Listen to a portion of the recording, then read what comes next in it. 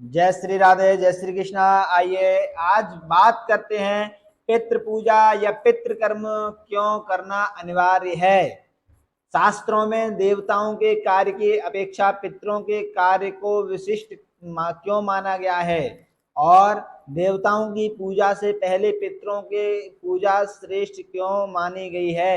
इसलिए आज बहुत ही सुंदर विश्लेषण लेकर के आए हैं, जो कि हम विचार करते हैं कि हम पितरों की पूजा क्यों करें, पितरों का तर्पण क्यों करें। कोई जीवात्मा शरीर त्याग के चला जाता है तो वो तो अपने अपने कहीं भी जाता हो, क्या पता कहाँ जाता है, कैसे पूजा को स्वीकार करते हैं, कैसे भोग को स्वीकार करते हैं, कैसे श्राद्ध को स्वीकार करते हैं। तो ये सब हमारे अंदर प्रश्न उठते हैं। इन सब प्रश्नों का विश्लेषण बहुत ही सुंदर सटीक लेकर के आए हैं। तो जरूर इस वीडियो को पूरा अंत तक देखें और अच्छा लगे तो शेयर करें, जिससे अन्य लोगों को भी ये जानकारी प्राप्त हो सके। तो आइए प्रारंभ करते हैं। मैं ज्योतिष भूषण आचार्य अश्वनी कृष्ण, श्री ज्योतिष केंद्र वृंदावन। तो सर्वप्रथम बात करते हैं पितरों के कार्य को ही श्राद्ध कर्म, पितृ पूजा, पितर पूजा या पितरों के निमित्त तर्पण, श्राद्ध आदि को ही पितृयज्ञ कहते हैं। ठीक है। अब बात करते हैं, अटल सत्य है कि जीवन की समाप्ति मृत्यु से ही होती है। जीवात्मा इतना सूक्ष्म होता है कि जब वह शरीर से निकल जाता है उस समय कोई भी मनुष्य अपने खुले नेत्रों से उसे देख नहीं सकता।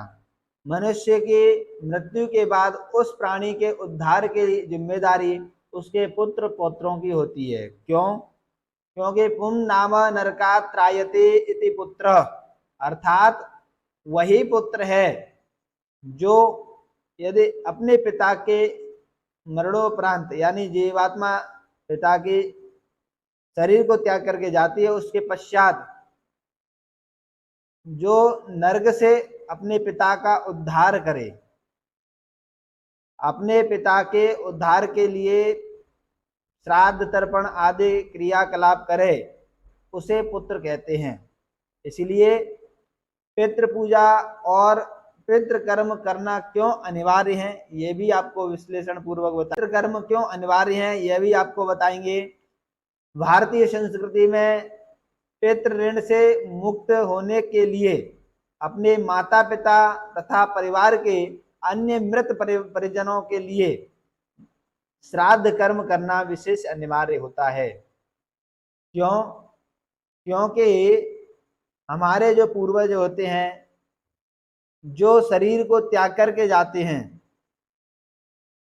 वो जीवात्मा चाहे स्वर्ग में जाए चाहे नरक में जाए, उस जीवात्मा को भोजन प्राप्ति के लिए, जल पान के लिए वहां कोई भी सुविधा प्राप्त नहीं होती है। अर्थात जो हम अपने यहाँ पर भोजन भी करते हैं, जल भी पीते हैं, ये सब सुविधा मरणोपरांत नहीं प्राप्त हो पाती हैं। ये सुविधा जब प्राप्त होती है जब हम अपने हाथों से पिंडदान, तर्पण, श्राद्ध, ब्राह्मण भोजन, गौग्रास आदि यह पितरों के निमित्त निकालते हैं, तब वह पितरों को प्राप्त होती है। ठीक है। अब पितरों को यह कब करना चाहिए और कब तक हमारे इस श्राद्ध से उनकी तृप्ति होती है, आपको बहुत ही सटीक बताएंगे। ऐसा वर्णन है कि हमारे जो पितृ हैं वो आशा अभिलाषा लगाए रखते हैं कि हमारे पुत्र पौत्र हमें श्राद्ध तर्पण आदि से हमें इस नरक से निकालेंगे या हमें अपने भरण पोषण के लिए कुछ श्राद्ध तर्पण आदि क्रियाकलाप करेंगे, ऐसी अभिलाषा रहती है। परंतु हम यहाँ नहीं करते हैं तो वही पितृ हमें परेशान करते हैं। वही पितृ हमें अपने घर में कलेश प्रकट करते हैं, बीमारी प्रकट करते हैं। वही पितृ हमारे घर में हमें पीड़ा देने लगते हैं। क्यों? क्योंकि कभी तो कम से कम इनको समझ में आए कि हमें पितरों के निमित्त कुछ करना चाहिए, लेकिन फिर भी हम अपने पितरों के निमित्त कुछ नहीं कर पाते हैं, तो हम दुर्भाग्यपूर्ण हैं। क्योंकि हमारे ऊपर पितरों का ऋण इतना बड़ा भारी होता है कि हम अपने पितरों के ऋण से ऋण नहीं हो सकते हैं। चाहे जिंदगी भर पितरों के निमित्त हम कुछ भी करते रहें, लेकिन फिर भी पूर्णतया अपने पितरों के ऋण से ऋण नहीं हो सकते। इतना बड़ा हमारे ऊपर ऋण चढ़ा हुआ होता है। क्यों? सर्वप्रथम बात करते हैं, हमें अपने पूर्वजों ने अर्थात हमारे माता पिताओं ने हमें जन्म दिया।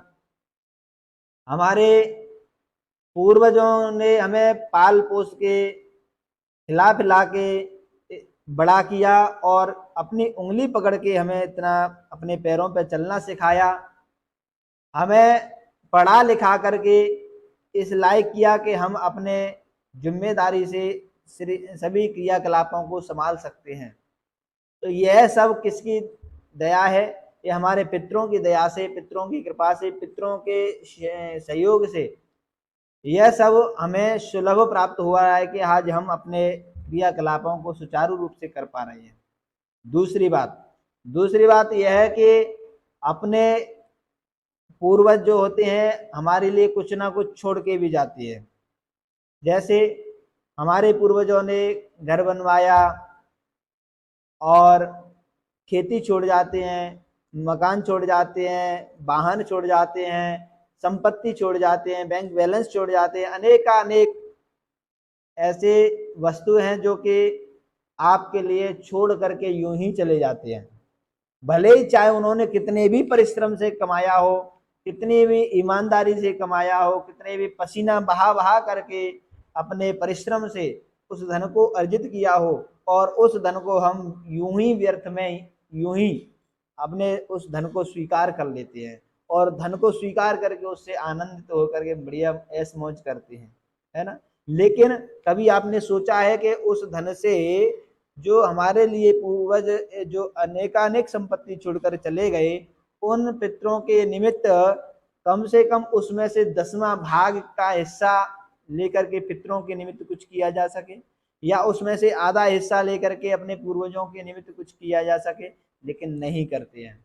क्यों? क्योंकि हम उसको अपनी बापोती समझ लेते हैं, अपनी संपत्ति समझ लेते हैं। वह सब आपके पूर्वजों का परिश्रम का जो धन है वही आपके ऊपर ऋण बना हुआ है। उस ऋण से उऋण होना है तो अपने पितरों के लिए प्रतिवर्ष पितृपक्ष में पितरों के निमित्त जरूर कुछ ना कुछ करते रहना चाहिए, जिससे हमारे पूर्वज पितृ देवता हमारे ऊपर कृपा बनाए रखें। उनकी कृपा विशेष अनिवार्य है। क्यों उनकी कृपा क्यों अनिवार्य है ये भी आप समझ लीजिए। क्योंकि हमारे ऊपर जब पितरों की कृपा होती है, हमारे ऊपर पितृ रक्षक होते हैं, तो हमारे ऊपर जिंदगी में कभी भी कोई संकट आने वाला नहीं होता है। यदि कोई संकट आता है तो संकट का सामना सबसे पहले हमारे पूर्वज करते हैं, हमारे पितृ करते हैं।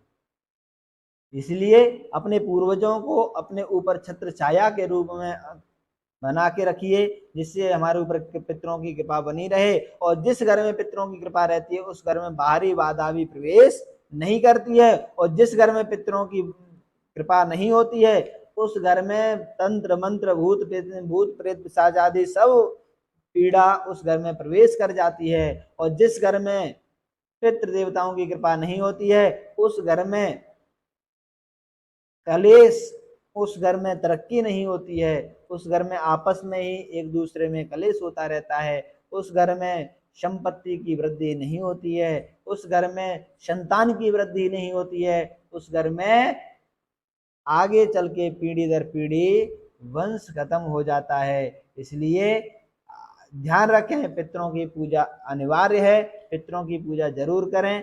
और यदि आपको यह जानकारी अच्छी लगी हो तो अधिक से अधिक इस वीडियो को शेयर करें और YouTube को सब्सक्राइब करें जिन्होंने नहीं किया है, जिससे कि अन्य जानकारी भी आपको ऐसी जानकारी प्राप्त होती रहे। और यदि कोई विशेष जानकारी चाहते हैं या कुंडली दिखाना चाहते हैं या यह जानना चाहते हैं कि हमारे पूर्वज हमारे पितृ देवता हमारे ऊपर कृपा बनाए हैं या नहीं है, पितरों की कृपा हमारे ऊपर है या नहीं है, वो सब जानने के लिए आप हमारे स्क्रीन पर दिए गए नंबरों पर जानकारी कर सकते हैं। जय श्री राधे, जय श्री।